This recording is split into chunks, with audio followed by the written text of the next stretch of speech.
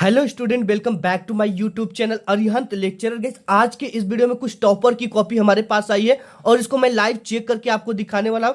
और इन्होंने कैसे लिखा कि इनको पूरे के पूरे नंबर मिले, यानी अगर कटे भी हैं तो 1 से 1.5 नंबर कटे। ठीक है, 1 नंबर 2 नंबर क्यों कटे, इतना तक कि हमारे पास एक कॉपी ऐसी है जिसमें बच्चे को 100 में 100 नंबर दिया गया। तो 100 में 100 नंबर किस कंडीशन में दिया गया, एंड यहाँ पे 70 में 70 नंबर भी दिया गया है। ठीक है, तो सभी कॉपी को मैं आपको दिखाने वाला। ये बहुत ज्यादा टॉपर की कॉपी है।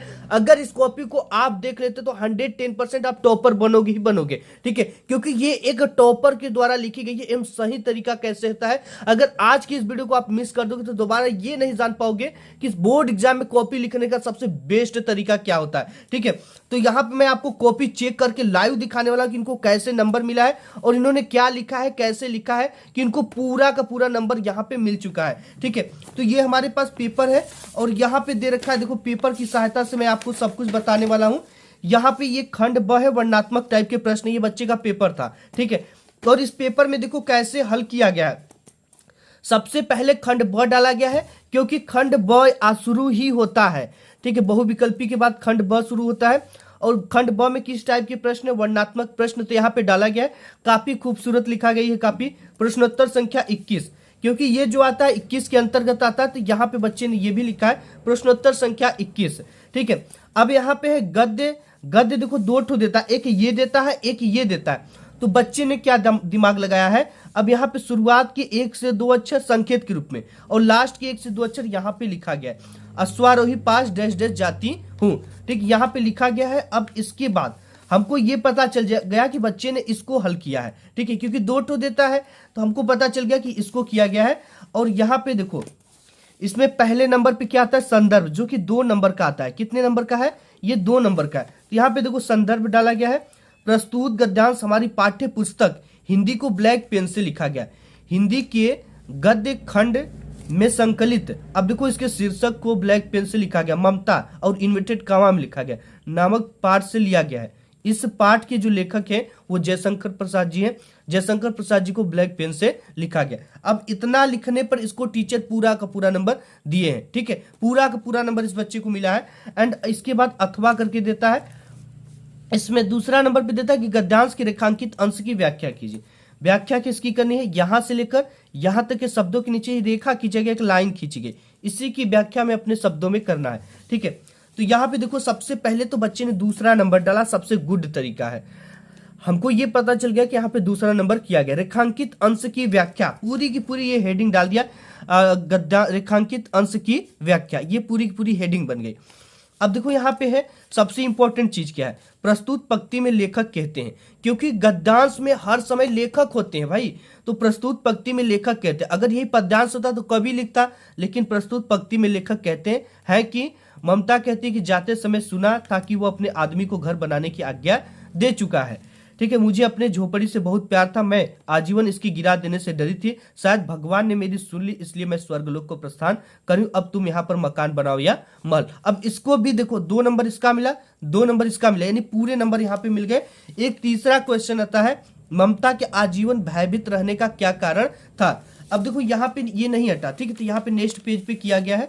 अब यहाँ पे नेक्स्ट पेज में आप देख सकते हो कि झोपड़ी के खोदे जाने के डर से ममता आजीवन भयभीत थी, और तीसरा नंबर किया गया, तो तीसरा नंबर डालकर किया गया है। ठीक है, काफी खूबसूरत लिखी गई है कॉपी। और यहाँ पे इस बच्चे का एक भी नंबर नहीं कटा, और यहीं से बच्चे 4 नंबर 3 नंबर पाते हैं। ठीक, क्योंकि लिखने का तरीका ही नहीं पता होता है, ये तरीका। इसमें पूरा पूरा इसका 6 नंबर मिल गया। अब इसके बाद आपका आता है 22 नंबर। ठीक है, 22 नंबर में कि दिए गए पद्यांश पर आधारित 3 प्रश्नों के उत्तर दीजिए। ये भी 6 मार्क्स का है। ठीक है, अब देखते हैं कैसे लिखा गया है। सबसे इंपॉर्टेंट चीज है कि लिखना आता क्या है, इंपॉर्टेंट नहीं है, आपने लिखा कैसे। आप कितना अच्छा खाना बना दो, अगर आपने उसको सजाया नहीं, अच्छे से परोसा नहीं है, तब तक आपको लोग अच्छा नहीं कहेंगे। तो यही चीज है कि कॉपी को लिखने का तरीका क्या होना चाहिए। ये सबसे ज्यादा डिपेंड होता है, क्योंकि एग्जामिनर जो होते हैं ना बोर्ड एग्जाम में कॉपी चेक करने वाले, उनको पर कॉपी चेक करने का पैसा मिलता है और काफी फास्ट होते हैं। अगर शुरुआत के 2 से 3 पेज आप सुंदर लिखते हो और सटीक क्वेश्चन का आंसर देते हो तो टीचर आपको समझ जाएगा कि बच्चा पढ़ने में अच्छा है। और जितने भी आगे क्वेश्चन का, भले आपकी राइटिंग जाते जाते खराब हो जाए, वो सब समझता है कि राइटिंग खराब हो सकती है, तो भी आपको वो अच्छा नंबर देगा, क्योंकि वो जान जाएगा first impression is last impression, कि बच्चा पढ़ने में अच्छा है, लिखा सही है, इधर समय के अभाव में वो झटका में लिखा है। ठीक है, तो ये चीजें हैं। अब यहाँ पे 22 नंबर क्वेश्चन है। 22 नंबर में 2 ठो आपको पद्यांश देता है। यहाँ पे देखो, अब यहाँ पे देखो बच्चे ने पद्यांश उत्तर, गद्यांश में भी ये चाहिए था कि गद्यांश उत्तर लिखे। ठीक है, पद्यांश उत्तर प्रश्नोत्तर संख्या 22। अब यहाँ पे है आपका है अभिगत गति, शुरुआत का लास्ट का है पद गावे। ठीक है, तो यहाँ पे लिखा गया प्रश्न पद्यांश उत्तर प्रश्नोत्तर संख्या 22, पद है अभिगत गति डैश डैश पद गावे यहाँ पे। ठीक है प्यारे बच्चों, यहाँ पे लिखा गया है, यहाँ पे एक चीज संदर्भ लिखा गया है, इसमें ये पता चल गया कि हमने बच्चे पहले किया है। ठीक है, पहला वाला किया है। अब यहाँ पे है संदर्भ। संदर्भ में आपको एक चीज मिस हुआ है कि यहाँ पे जो नंबर था वो नहीं पढ़ा था, तो यहाँ पे टीचर डाले हैं, ये मिस मत करना। ठीक है, फिर भी पूरा नंबर मिलेगा। संदर्भ ब्लैक पेन से हेडिंग डाला गया है, प्रस्तुत पद्यांश को ब्लैक पेन से देखो लिख दिया गया। हमारी पाठ्य पुस्तक हिंदी के काव्य खंड में संकलित, ठीक है, संकलित शीर्षक पद के शीर्षक से सूरसागर से लिया गया है। इसके रचयिता कवि, यहाँ पे देखो एक चीज सबसे इंपॉर्टेंट चीज है कि जो पुराने टाइप के कवि है, जैसे सूरदास हो गए, कबीर दास हो गए, ठीक है, और जो पुराने कवि हैं उनको रचयिता लिखा जाता है, और वही जो नए कवि हैं उनको कवि लिखा जाता है। तो यहाँ पे बच्चे ने रचयिता और कवि लिखा, ये भी बहुत बेस्ट है।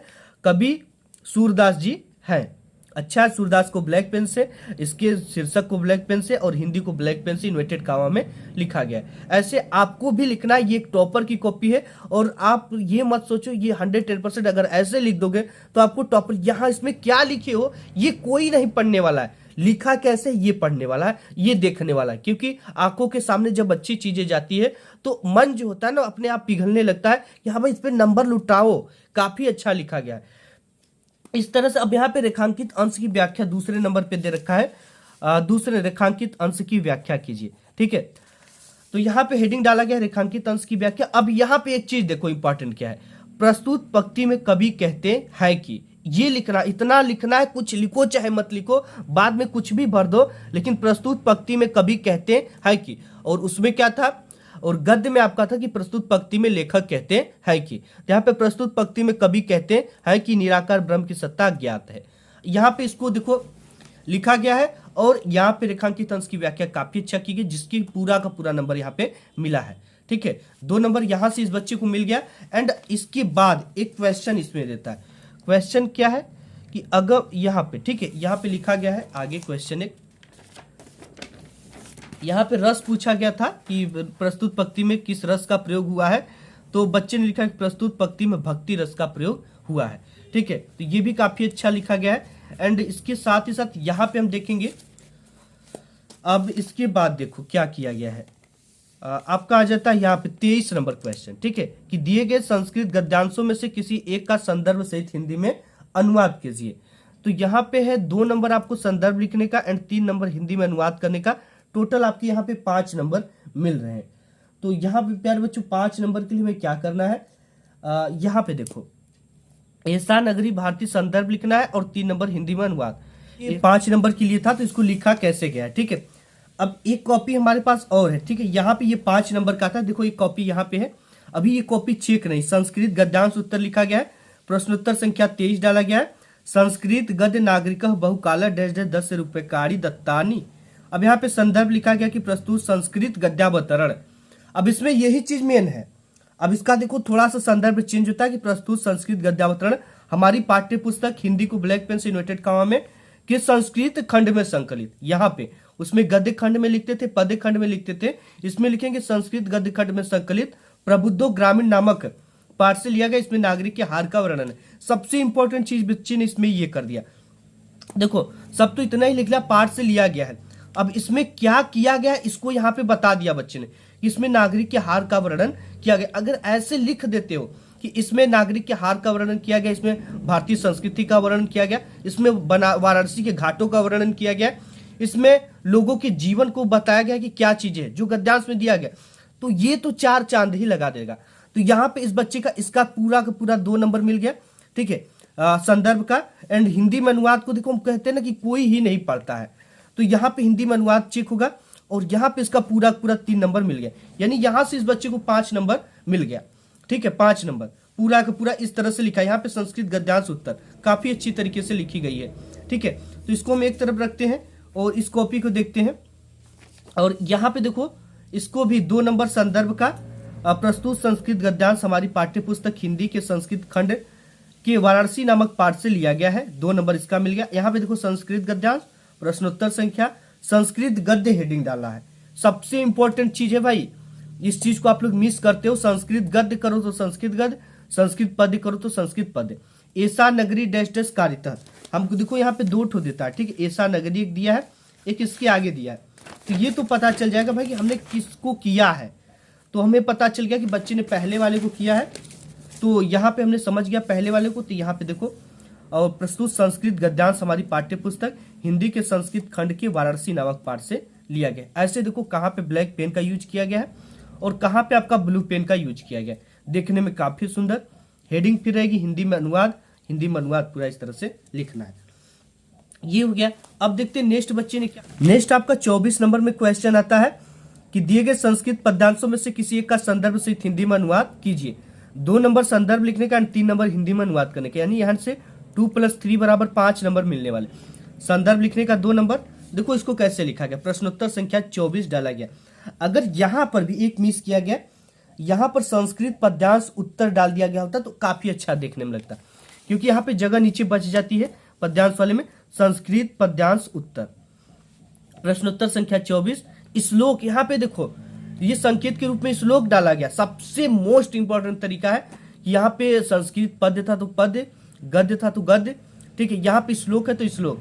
सर्वे भवन्तु डैश डैश भवेत्, हमको पता चल गया कि बच्चे ने कौन सा किया है, पहला किया, सर्वे भवन्तु डैश डैश दुर्भाग भवेत्। संदर्भ कैसे लिखा गया, देखो इसका इंपॉर्टेंट चीज है संदर्भ लिखना कैसे। प्रस्तुत श्लोक हमारी पाठ्य पुस्तक हिंदी को ब्लैक पेन से संस्कृत खंड में, ठीक है, यहाँ पे है संस्कृत खंड में संकलित भारतीय संस्कृति नामक पाठ से लिया गया। भारतीय संस्कृति को ब्लैक पेन से, हिंदी को ब्लैक पेन से, ठीक है, और नामक पाठ से लिया गया। इसका पूरा पूरा इसको 2 नंबर मिला, एक भी नंबर नहीं कटा। प्रस्तुत श्लोक हमारी पाठ्य पुस्तक यहाँ पे लिखना, इसमें श्लोक ध्यान देना, एक एक चीज यही इंपॉर्टेंट होता है, यही कीवर्ड होता है आपको नंबर बटोरने का। प्रस्तुत श्लोक है तो श्लोक लिखेंगे। अब इतना तो हो गया, हिंदी में अनुवाद लिखना है, हिंदी में अनुवाद हेडिंग रहेगी और उसका जो अनुवाद होगा यहाँ पे इस तरह से लिखना है। तो 3 नंबर इसका भी यहाँ पे दिया गया है, ठीक है, यानी कि टोटल ये 5 नंबर का था, तो 5 नंबर बच्चे को पूरा पूरा मिला है। अब इसके बाद 25 नंबर क्वेश्चन आता है जो कि 3 नंबर का आता है, ये डिस्ट्रिक्ट वाइज होता है। देखते हैं कि बच्चे की डिस्ट्रिक्ट में क्या था और इन्होंने क्या लिखा, इधर देख लेते हैं। ये देखो इस यहाँ पे इसके में है ज्योति जवाहर खंड काव्य, ज्योति जवाहर खंड काव्य, ठीक है, 3 नंबर का था, तो यहाँ पे लिखा गया प्रश्नोत्तर संख्या 25 ज्योति जवाहर खंड काव्य। अब इस तरह से लिखा गया, इसके नायक पंडित जवाहरलाल नेहरू जी हैं।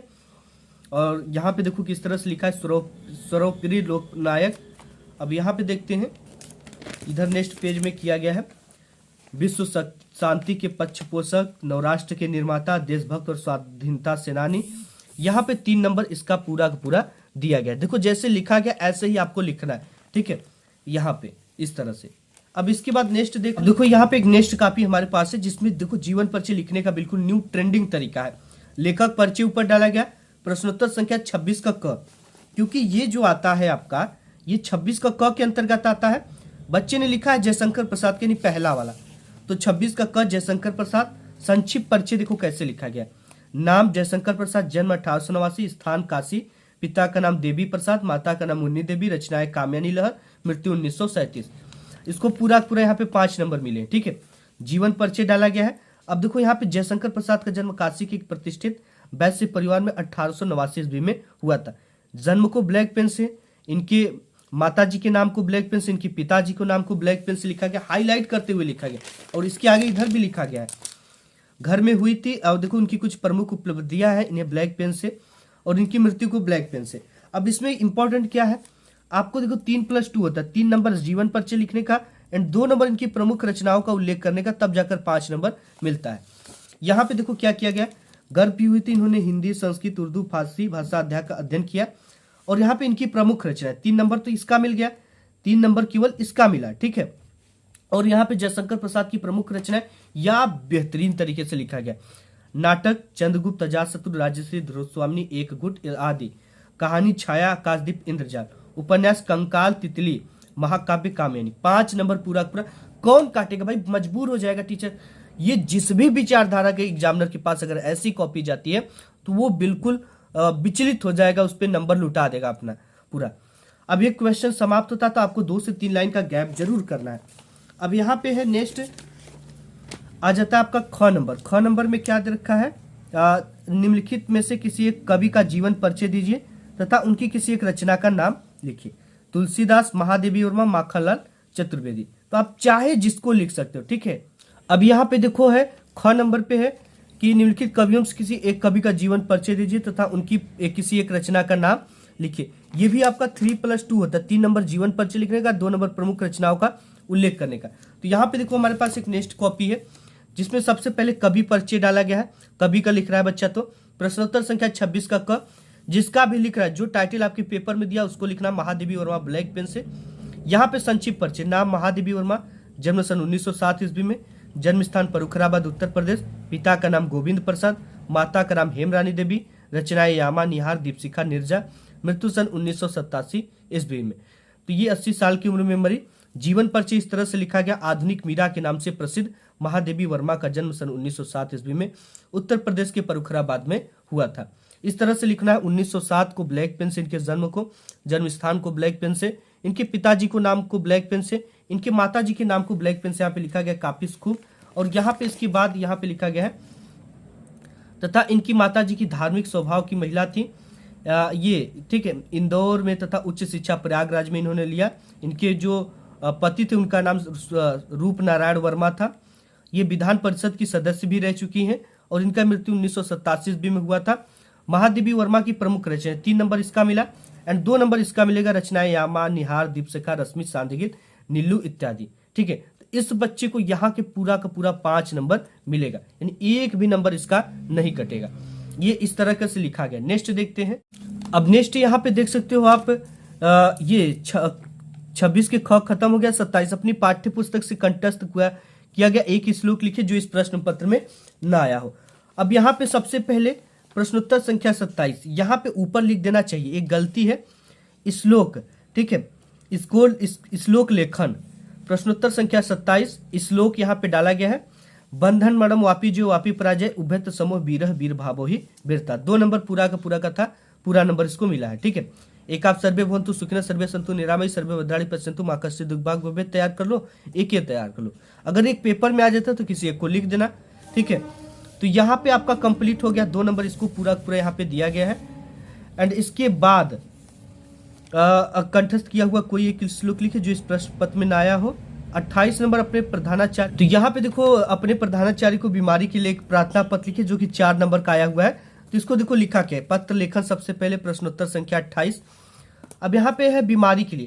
देखो जब भी आप प्रार्थना पत्र लिखो तो आपको एक नए पेज से शुरू करना। अगर कोई पेज यहाँ पर भी खत्म होता है, पीछे वाला पेज, तो भी आपको इसको, इन सभी को, अगर कोई भी खंड शुरुआत करना है तो खंड को नए पेज से शुरू करो। अगर कोई पत्र लेखन, निबंध लेखन, जीवन परिचय लेखन, तो आपको कभी भी बीच से शुरू नहीं करना। अगर इतना कोई भरा है या एक लाइन भी कोई कॉपी भरा है पीछे का लाइन, तो उसके बाद आपको नए पेज से पत्र लेखन, निबंध लेखन, जीवन परिचय लेखन, ये सब नए पेज से शुरू करना है। ये चीज का ध्यान देना। कोई खंड हो तो खंड को नए पेज से शुरू करना है। ये चीज बहुत इंपॉर्टेंट है। बहुत सारे बच्चों की कॉपी मैं चेक कर रहा था, तो यहाँ पे क्या किए थे, यहाँ पे खत्म हुआ था तो यहीं से प्रार्थना पत्र लिखना शुरू कर दिया। भाई कौन तुम्हारे घर की कॉपी लग रही है, बोर्ड की कॉपी लग रही है, खर्च करो, जितना मांगोगे उतना मिलेगा। अब यहाँ पे लिखने का तरीका देखो क्या है, सेवा में लिखे, कामा लगाए। ये जहां कामा खत्म होता है वहीं से श्रीमान प्रधानाचार्य जी HBI कॉलेज प्रयागराज, जहां से खत्म होता है उसके आगे से लिखना है। इसके बाद सेवा में के जस्ट नीचे विषय रहता है। सेवा में के जस्ट नीचे विषय, विषय किस पे है, बीमारी के कारण अवकाश लेने हेतु, ब्लैक पेन से लिखना है। अब इसके बाद सेवा में के जस्ट नीचे महोदय रहता है। महोदय लिखने के बाद ब्लैक पेन से कामा लगाना, और ये जहां कामा खत्म होता है वहीं से सभी ने निवेदन है कि कल रात से मुझे तेज बुखार आ रहा है, ऐसे लिखना है। ठीक है, अब इसके बाद पूरी बात लिखने के कारण मैं विद्यालय आने में असमर्थ हूं, अतः जब भी लिखेंगे तो हमें इतना या इतना लाइन का गैप करके लिखना है, यहां से नहीं लिखना है, यहां से। ठीक, पढ़ने में आसानी। अतः आपसे निवेदन है कि आप मुझे 4 दिन की छुट्टी देने की कृपा करें। पूरी बात लिख लो कि हमें इतना दिन का छुट्टी चाहिए, तब इसके बाद अतः लिखो इतना गैप करके, अतः आपसे निवेदन है कि आप मुझे 4 दिन की छुट्टी देने की कृपा करें। यहाँ पे धन्यवाद, दिनांक और आपका आज्ञाकारी शिष्य, नाम अपना नहीं लिखना है, कक्षा 10-12 जो भी हो लिख देना, और 4 नंबर का है, 4 नंबर पूरा पूरा इसको मिला है। इसके बाद आता है आपका 29 नंबर। ठीक है, जो कि 2 नंबर का होता है, 2 क्वेश्चन का आंसर दिया होता है। नेक्स्ट करने से पहले आपको प्रश्नोत्तर संख्या डाल लेना है। 29 नंबर बच्चे ने किया। अब देखो यहाँ पे नेक्स्ट करने से पहले प्रश्नोत्तर संख्या 29 डाला गया है, क्योंकि बच्चा प्रश्नोत्तर संख्या 29 कर रहा है। इनमें से किन्हीं 2 प्रश्नों के आपको उत्तर देना होता है, 4 ठो भी आपकी एग्जाम में देगा। यहाँ पे देखो बच्चे ने लिखा है दूसरे नंबर पे क्या है क्वेश्चन, बीरा केन पूजित। अब देखो यहाँ पे हमें ये पता चल गया कि ये दूसरे नंबर का क्वेश्चन है, हम तुरंत जाकर पढ़ लिए। ठीक है, ये सबसे इंपॉर्टेंट है, यानी ये नहीं कि पहला करे तो यहाँ पे पहला डाले, यहाँ पे दूसरा करा तो दूसरा, तीसरा अगर करता तो तीसरा डालना, चौथा करोगे तो चौथा डालो। इससे देखो हमने पढ़ लिया कि ये किस क्वेश्चन का आंसर है। तो दूसरा नंबर हमने पढ़ा कि बीरा केन पूजित, बीरा बिरेड पूजित करेक्ट है, तो 1 नंबर इसका मिला है। अब इसके बाद कौन सा किया, चौथा क्वेश्चन क्या, विद्या केन वर्धते, तो विद्या अभ्यासेन वर्धते। ठीक है, ये भी सही है, चौथा नंबर किया तो चौथा नंबर डाला है। अब इसके बाद है निम्नलिखित विषयों से किसी एक विषय पर निबंध लिखिए, 7 नंबर का आता है। यातायात की समस्या, सारे जहां से अच्छा हिंदुस्तान हमारा, राष्ट्रीय एकता कमल, बाढ़ का विनाशकारी दृश्य, पर्यावरण की प्रदूषण की समस्याओं समाधान। देखते हैं क्या लिखा गया है। यहाँ पे देखो लिखा गया है, सबसे पहले तो निबंध लेखन डाला गया, तो ऊपर निबंध लेखन डाल दिया गया है। प्रश्नोत्तर संख्या 30 डाला गया है। पर्यावरण प्रदूषण की समस्या एवं समाधान डाला गया है। हम सब मिलकर प्रदूषण को मिटाएंगे, पर्यावरण को स्वच्छ व सुंदर बनाएंगे। काफी अच्छा कोटेशन लिखा गया। शुरुआत में जिस भी निबंध को लिखो, इंग्लिश में कोटेशन आता है तो इंग्लिश में लिखो, हिंदी में आता है तो हिंदी में। बहुत सारे बोर्ड एग्जाम की कॉपी चेक करते तो इंग्लिश में भी मिलता है, तो ये काफी अच्छा देखने को लिखता है, दिल बाग बाग हो जाता है ऐसी कॉपी देखकर। अब यहाँ पे देखो रूपरेखा की, रूपरेखा मतलब किसके अंतर्गत पूरे निबंध को कवर किया गया है। यहाँ पे देख सकते हो लिखा गया कितना अच्छा से। ठीक है, ये काफी अच्छी लिखी गई है, और यहाँ पर भी काफी अच्छा लिखा गया है। ठीक है, अब नेक्स्ट देखते हैं। ये मस्त लिखा गया, ऐसे लिखोगे तो आपका एक भी, ये शुरू में आगे क्या लिखो ये डिपेंड नहीं करता, यहीं पे आपको नंबर समझो तो क्लियर हो गया, 7 नंबर। नेक्स्ट देखते हैं कैसे लिखा गया। नेक्स्ट है वायु प्रदूषण। ठीक है, इस तरह से लिखा गया है। जल प्रदूषण को देखो ब्लैक पेन का ध्यान दिया गया है। जल ही जीवन है, कोटेशन बीच बीच में ध्यान देना है। कुछ इंपॉर्टेंट चीजों को, जैसे कि काफी तगड़ा जो इससे बीमारी होती है उसको ब्लैक पेन से लिखा गया, हैजा को ब्लैक पेन से लिखा गया, इस तरह से। नेक्स्ट देखो ध्वनि प्रदूषण लिखा गया, कितना ध्यान दिया गया है भाई इस कॉपी में। ध्वनि प्रदूषण हेडिंग है। ध्वनि प्रदूषण के जो मेन उपकरण है वो क्या क्या है, मोटर कार, कारखाने, लाउड स्पीकर, ट्रैक्टर, जेट विमान, इसको ब्लैक पेन से हाईलाइट करके लिखा गया है। रासायनिक प्रदूषण, प्रदूषण का कारण क्या है, इस तरह से लिखा गया है। नेक्स्ट देखते हैं। नेक्स्ट है आपका ये पूरा इस तरह से प्रदूषण को रोकने का उपाय। लास्ट हेडिंग उपसहार, जहां पे 7 नंबर बच्चे को मिला है। तो इस तरह से आपको पूरी कॉपी बोर्ड एग्जाम में लिखना है। अभी हमें इंग्लिश की कॉपी भी आपको लिखकर चेक करके दिखाऊंगा, टॉपर की। ठीक है, उसमें भी पूरा नंबर पाया बच्चा, 69 नंबर 70 में। ठीक है, और एक नंबर और भी है जिसमें हमको 97 नंबर इंग्लिश मिला, उसको भी चेक करके दिखाएंगे अगले वीडियो में। आज के वीडियो में बस इतना ही, मिलूंगा नेक्स्ट वीडियो में, तब तक के लिए धन्यवाद।